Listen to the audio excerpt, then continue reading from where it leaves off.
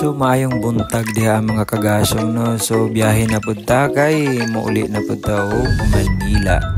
So mo niya to ang padung sa Davao City kay biyahe na pud ta. Tara sabay ta.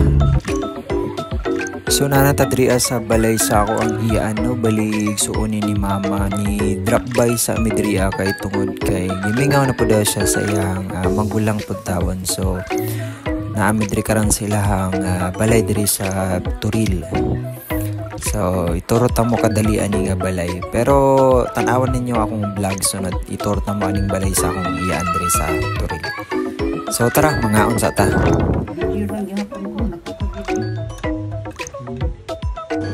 Ayan, ako talang i-pass forward kay tungod kay taas na kayo ang video ba. So nanakuha sa airport karon o kauban ako diri ang ugangan sa akong paguwang ko na si Kyle.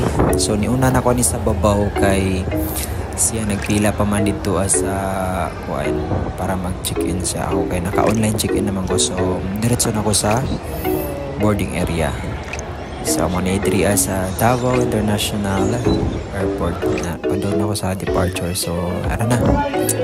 Fast forward na nato para di na to maglangay-langay no kay murag katubo na jud ni bagay ano na ni alas 10 na ni.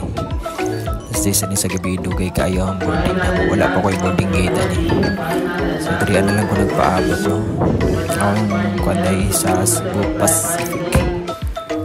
So chill lang sa tadri awal nagapaabot sa atuang flight Cebu Pacific 5J960. Ayan, alas 10 ako ang kuhan lupad, pero nagpaabot pa kong oras ani kay dugay kay ko kalupad ani daghan na kay tao rin sa akong kilid na raw pitim puno sa airport karon ambot nga no or nakisabay lang gini sila kay Lunes. So diri lang ta na side ani pa-picture lang sa ta ko lang ta sa tag video diri kay para matong vlog mga daghan na netong vlog diri vlog sinsya na mga gagasyong kay warag ka ng katugo naman ko ani. So kani siya nanawag na niya ang mga kuandrian ng mga flight announcer ba na sila stewardess or flight attendant. So manami atong kuan boarding pass nag-check in na mi. So mo na ni padong na ni sa akong private plane pero pwedeng nagkauban ba. So niya pasulod na tadriya. Si ate video po si ate kay vlog po si ate ba. So mo na niya to ang dalan padung sa langit. Mo na ni diriya. So tanaw lang yan sa katapusan diri sa Kutaman.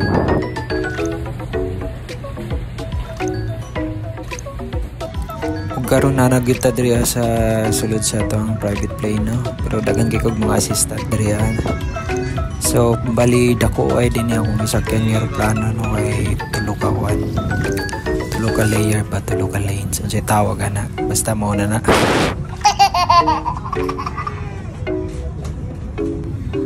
So pangita na ko kung quadre seat ayan 39F. So diri ako sa tunga-tunga sa sakyanan no.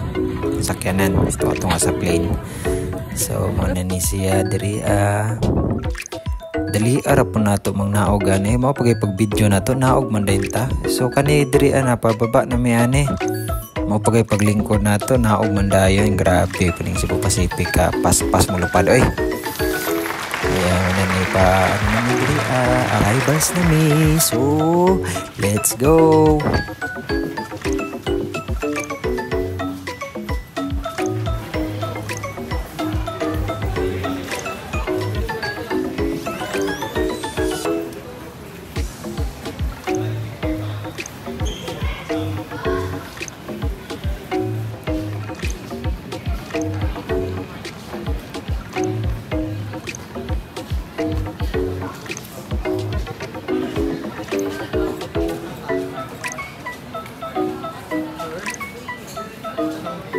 So nanata diri pagawas na ta sa airport na diri sa Manila sa Ninoy. So diri sa base 7 kay bagura ko nakakuha sa ako ang bagahe pod kay dugay kayo. So na ako lingkod-lingkod sa gawas, video sa gamay, hantang paabot sa sundo na ako. Si Sersion bali magsundo sa ko karon no. Araw diri sa gawas. Medyo ulan-ulan pag yun ni siya pero tatodan ni na si Sersion diri kay nakabantay naman to sa gawas. So ayan magic no nanata sa sulod sa sakyanan. Og dirian na lang taman kay gabi na kayong bandang ano na ni alas 12 launa pasado na ni sa kadlawon. So amping permi bye bye.